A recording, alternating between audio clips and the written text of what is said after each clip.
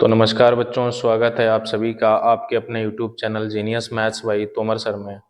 तो बच्चों, आज हम क्लास 10th के लिए लेकर के आए हैं चैप्टर जिसका नाम है पृष्ठीय क्षेत्रफल, पृष्ठीय क्षेत्रफल और आयतन, जिसमें बच्चों आज हम पढ़ने वाले हैं घन, घनाभ, शंकु, बेलन, गोला और अर्धगोला। आज हम लोग इनके सूत्रों को जानेंगे और समझेंगे कि इसमें कौन कौन से सूत्र लगते हैं।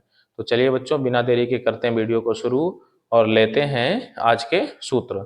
जो बच्चे चैनल पर नए हैं वो चैनल को सब्सक्राइब करें, वीडियो को लाइक करें और कमेंट करके मुझे जरूर बताएं कि आप लोगों को ये वीडियो कैसा लगा।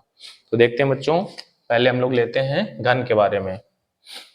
तो बच्चों, ये चैप्टर का नाम है पृष्ठीय क्षेत्रफल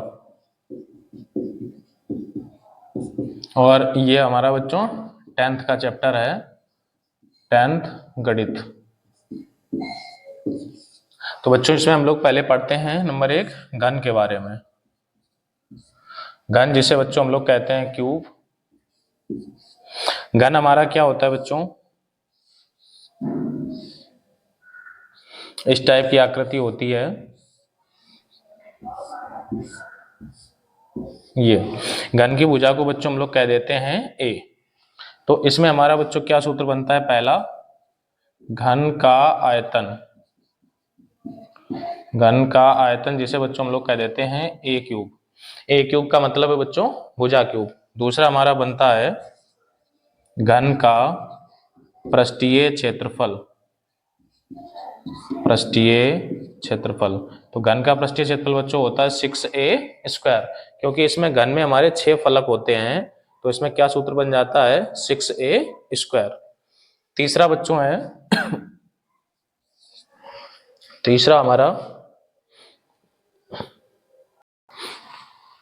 तीसरा बच्चों इसमें है हमारा घन का विकर्ण। घन का विकर्ण, तो घन के विकर्ण का बच्चों क्या सूत्र होता है? a√3। ए का मतलब बच्चों क्या हो जाएगा? भुजा √3। ए को हम लोग क्या कहते हैं? ए को कहते हैं घन की भुजा। तो ये बच्चों हमारे किसके सूत्र हो गए? ये सारे सूत्र हमारे हो गए घन के। अब हम लोग बात करेंगे बच्चों घनाभ की। तो देखते हैं बच्चों घनाभ के बारे में, आप लोग इसे नोट अवश्य करें।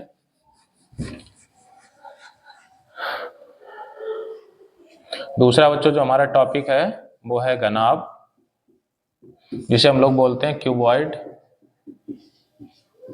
बच्चों घनाभ हमारा कुछ इस प्रकार का होता है।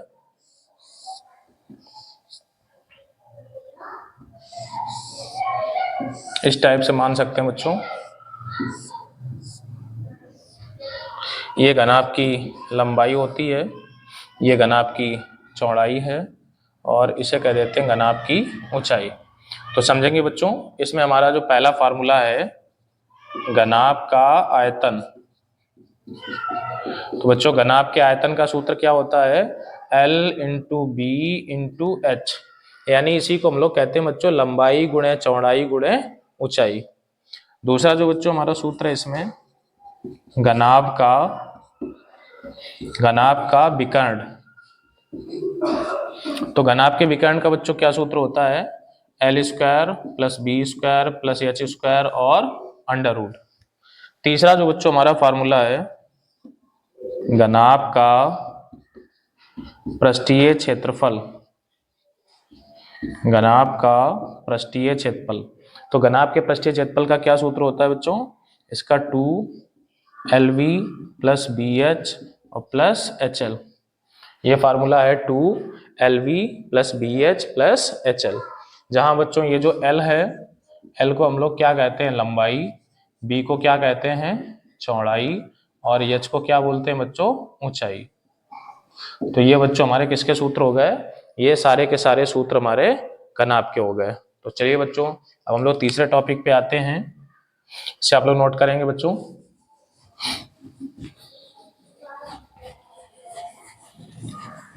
इसके बाद बच्चों नंबर 3 पे हम लोग बात करेंगे बेलन की। बेलन जिसे हम लोग बच्चों बोलते हैं सिलेंडर। तो बेलन के बारे में बात करेंगे बच्चों। बेलन हमारा कुछ इस प्रकार का होता है। ये तो ये बच्चों इसकी त्रिज्या होती है r और ये इसकी ऊंचाई होती है h।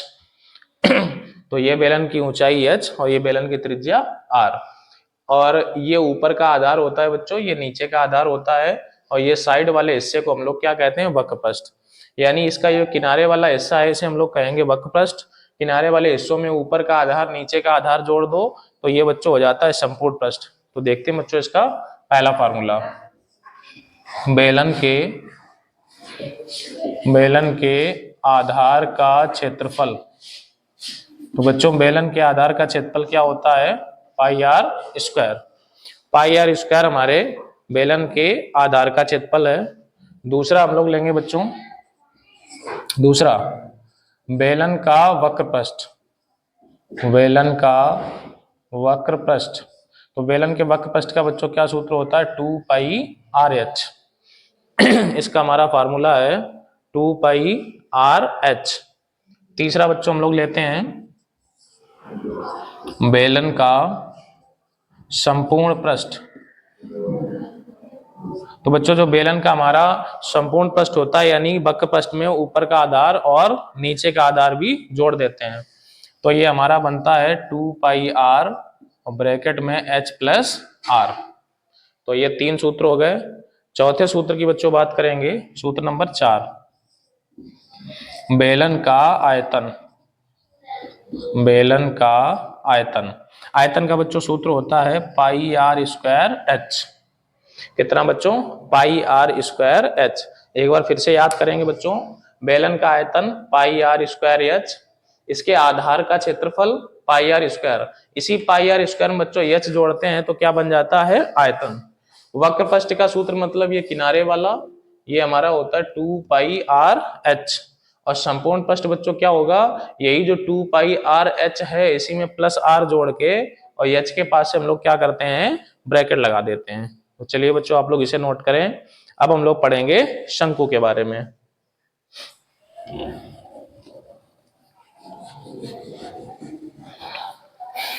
देखेंगे बच्चों शंकु के सूत्रों को।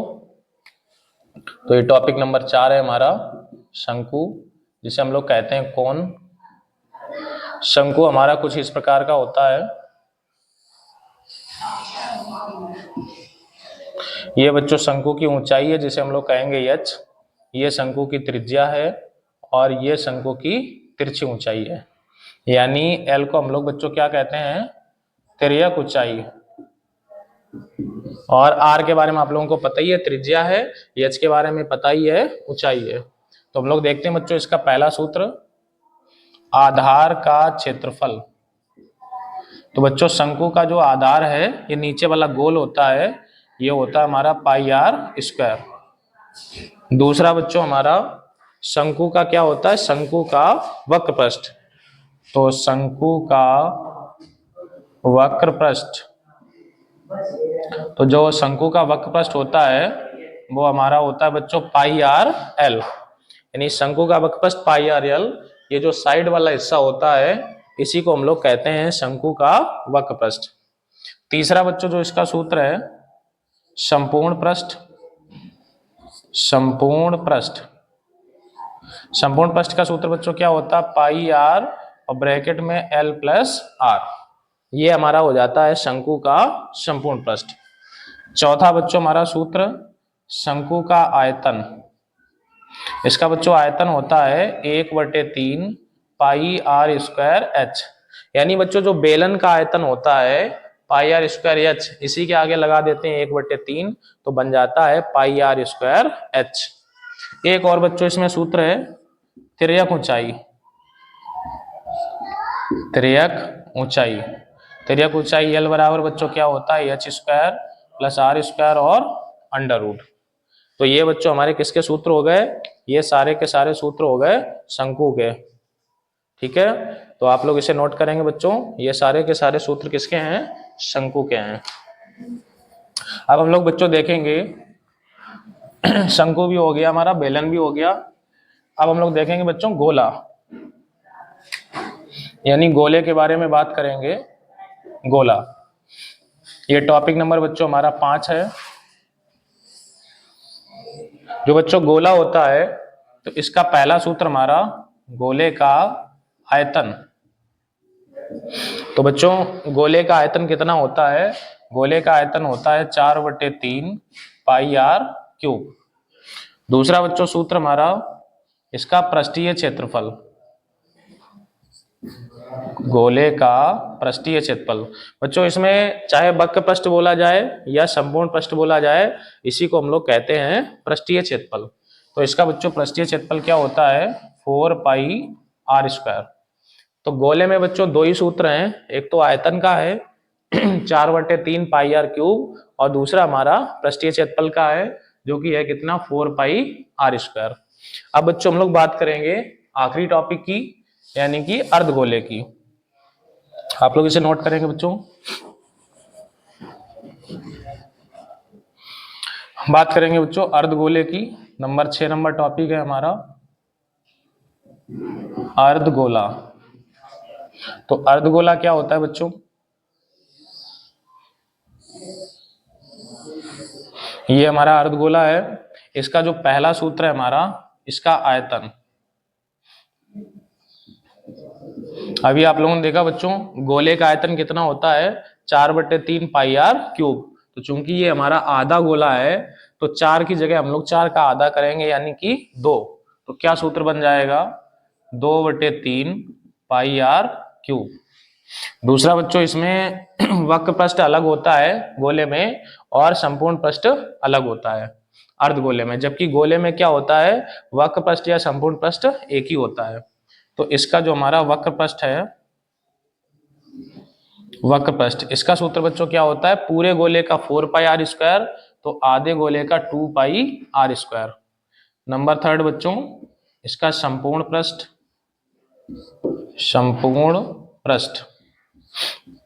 तो बच्चों इसका संपूर्ण पृष्ठ क्या होता है? ये हमारा इतना यहां से यहां तक 2 पाई आर स्क्वायर हो जाता है, और ये ऊपर एक और वृत्त बनता है जिसका पाई आर स्क्वायर और होता है। तो 2 पाई आर स्क्वायर और पाई आर स्क्वायर मिलके बच्चों क्या बन जाता है?